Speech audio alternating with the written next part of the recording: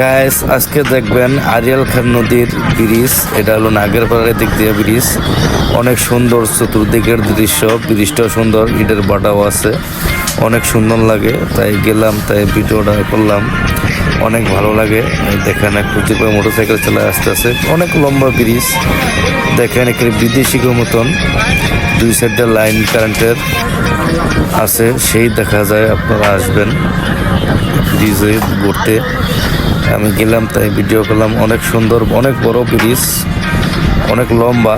এটা অটোতে ভিডিও করছি, তাই একটু অন্যরকম দেন। শর্টটা কি সুন্দর দেখা যায় ওই সাইডের, খুব সুন্দর লাগে ব্রিজটা।